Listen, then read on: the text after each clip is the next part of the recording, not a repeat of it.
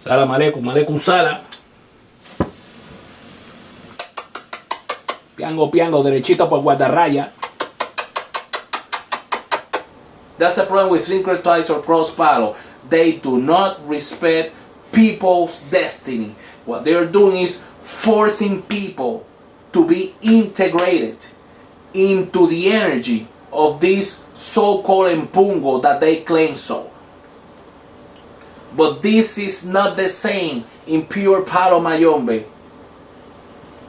And the way the Tata is going to be able to acquire such information is by a divination system, by using the Vititi Mensu. And he's going to be able to see which doorway was the one that his godchildren, when he was scratched and palo, he went through. He went through to come back to the world of the livings. And that is important to know. The problem of this syncretized palo religion or cross palo is that they do everything according to their empungo. And many people must understand, if we're going to believe this tradition of syncretized palo, that an empungo, nobody, is the rule, nobody is supposed to yell the empungo, to treat the empungo bad, to swear at the empungo, because he's almost a semi-god. He's a force of Mother Nature. On the contrary, the Mfumbi, the spirit of the dead, who reside inside of the Nganga, of the spirit magical cauldron, he is the one who receives orders. He is the one who works hard. All the spells that the Tata asks the spirit to do. But at the end, this Mfumbi doesn't get credit at all for what he does or she does. And many people on syncretized palo give more credit to the empungo, and the empungo is the one who works less in the Nganga.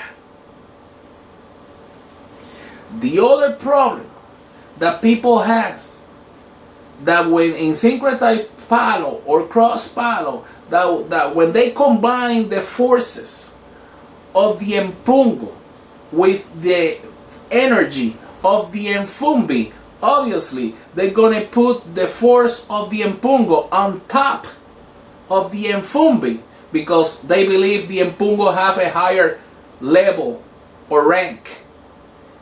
And this is a disaster for the person who practices syncretized palo, because when they do this and they unite both forces to work as a unit, as one, then you are not going to be able to treat that Nganga bad.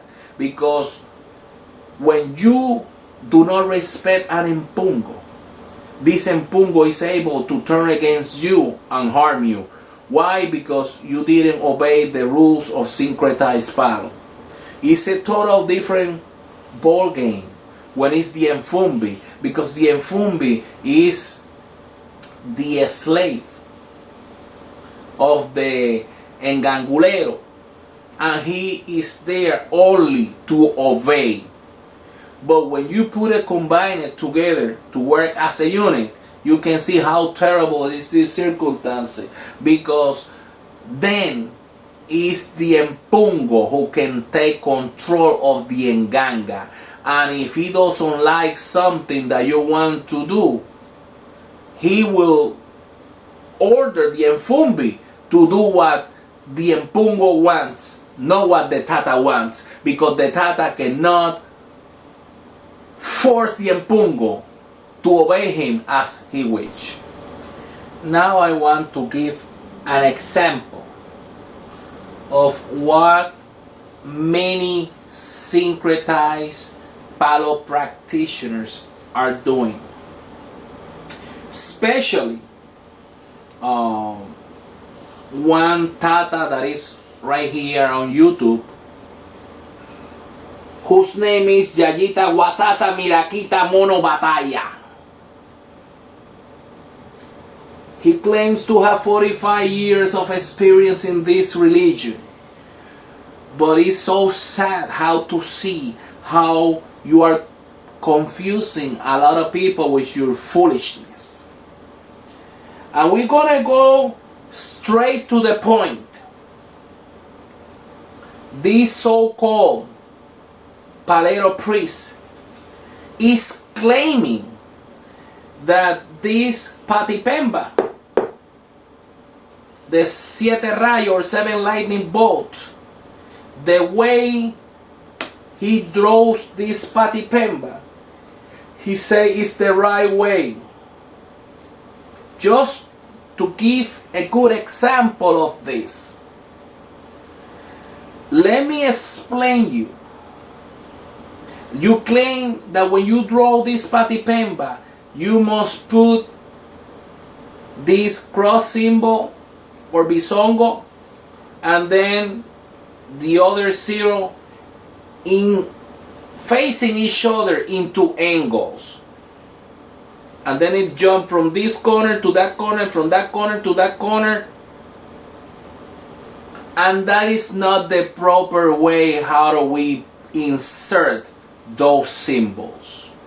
I don't know from what Palo House or Munanzo back in Cuba they taught you the religion. But you must understand that everything in this world have two different angles, two energy who have a vibration, a left and right, a positive and a negative vibration. Therefore, it doesn't make any sense that when you are drawing these seven lightning bolts Patipemba or a spirit magical symbol, you are claiming that you don't have, once you put that cross on top, on the right side, you don't need to put the other one, other symbol next to, on top, on the left side.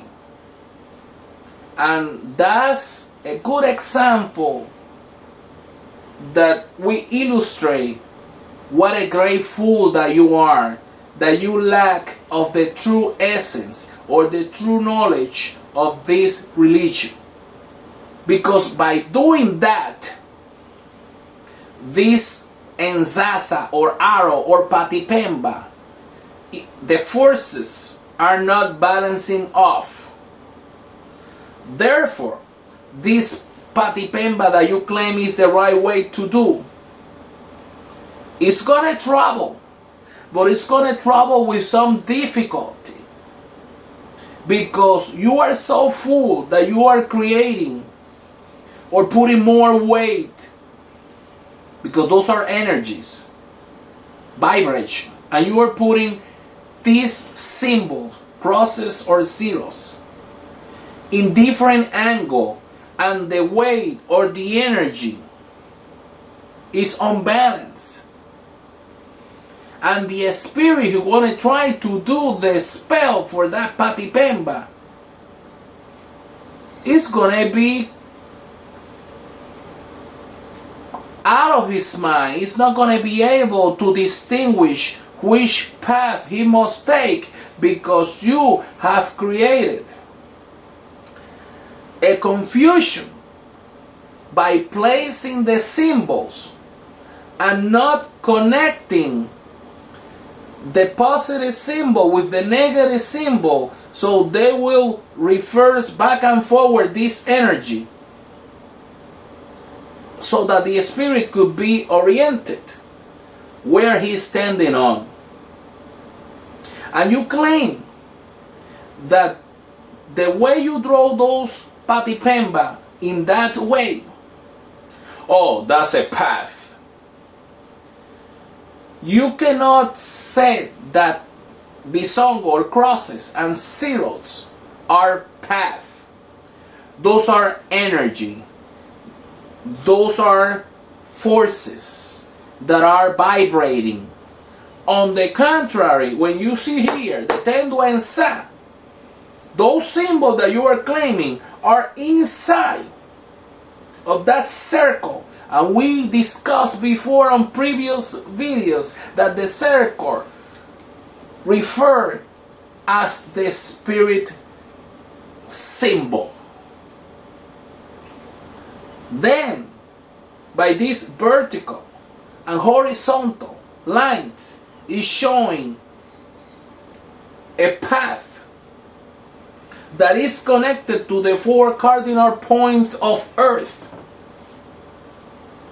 Those are paths that the spirit's gonna be able to be oriented with the information that is inside of this sacred path. And by inserting these symbols, these crosses, and these zeros are gonna be the vibrating force who gonna bring to life this sacred path. So don't confuse your followers by foolishness, by telling them that the way you draw this unbalanced Patipemba, that's a path of siete rayos.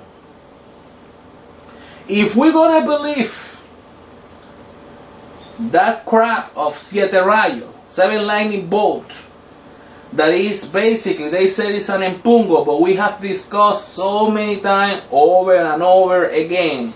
These are a Yoruba Lukumi god or entity, which these practitioners of syncretized palo, they use. You can call it whatever you want to call it. You can call it siete rayos. You can call it Sambrani. There are some other people, they changed the name and they call it Ensasi. You can call it Sambrano. It's just the same crap.